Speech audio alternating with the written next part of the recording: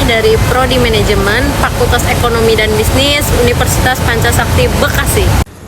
Di sini saya akan menjelaskan yang pertama tentang sistem informasi manajemen atau biasa disebut dengan SIA. SIA ini adalah sistem yang menyediakan atau yang dirancang untuk dibutuhkan manajemen dalam pengambilan keputusan. Sistem ini mengintegrasikan dari berbagai sumber organisasi, kemudian diolahnya menjadi informasi yang berguna untuk perencanaan, pengendalian, koordinasi, dan pengambilan keputusan. Kedua, menyediakan informasi yang tepat waktu, relevan, dan akurat. Yang ketiga, ada perangkat keras atau hardware, komputer, server, dan perangkat jaringan. Yang terakhir, yang keempat, ada database, tempat untuk menyimpan data secara infrastruktur atau terstruktur. Yang kedua, ada SPK atau Sistem Pendukung Keputusan. Sistem ini adalah informasi berbasis komputer yang digunakan untuk membantu manajemen dalam membuat keputusan yang bersifat semi terstruktur atau tidak terstruktur. SPK ini tidak menggantikan keputusan manusia, tetapi mendukung proses pengambilan keputusan yang menyediakan data, model, dan alat analisis. Adapun ciri-ciri dari SPK, yang pertama, interaktif. Interaktif memungkinkan untuk pengguna berinteraksi langsung dengan sistem. Yang kedua, mendukung keputusan semi terstruktur seperti perencanaan strategi, analisis risiko, atau pemilihan lokasi usaha. Yang ketiga, ada database, menyimpan data yang relevan untuk pengambilan keputusan. Selanjutnya ada model base, berisi berbagai model matematika atau analisis. Adapun contoh penggunaan SPK seperti menentukan strategi penjualan berdasarkan tren pasar.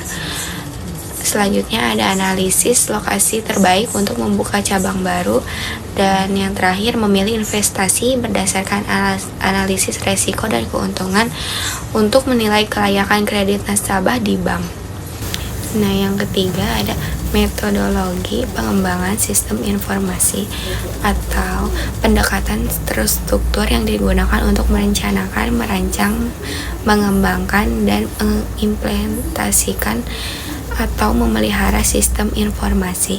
Tujuannya agar sistem dibangun efektif, efisien, sesuai kebutuhan, dan mudah dikembangkan. Ada pertanyaan dari nomor 4, yakni apa sih yang Anda ketahui tentang sistem informasi pemasaran?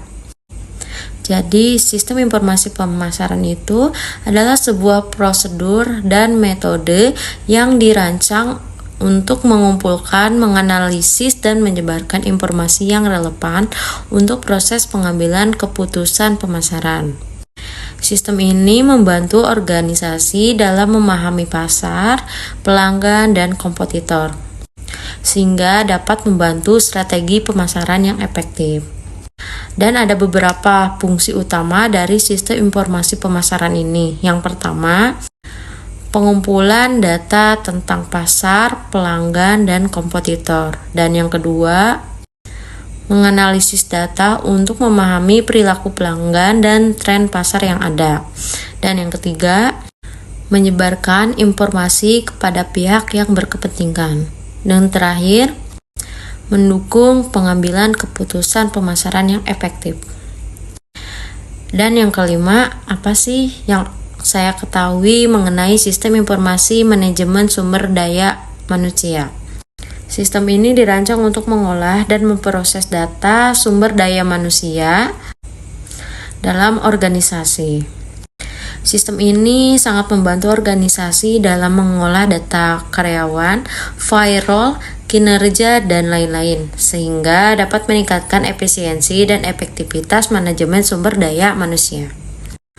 Beberapa fungsi utama dari sistem informasi manajemen SDM yakni mengelola gaji karyawan atau payroll.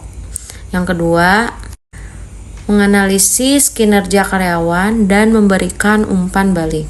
Dan yang ketiga, mendukung proses rekrutmen karyawan baru. Serta yang terakhir atau keempat, mengelola pelatihan dan pengembangan karyawan. Dan yang terakhir, nomor 6, apa sih yang saya ketahui mengenai sistem informasi manufaktur? Sistem informasi manufaktur adalah sistem yang dirancang untuk mengelola dan memantau proses produksi dalam organisasi manufaktur. Sistem ini membantu organisasi untuk mengelola data produksi, inventory, dan kualitas sehingga dapat meningkatkan efisiensi dan efektivitas produksi.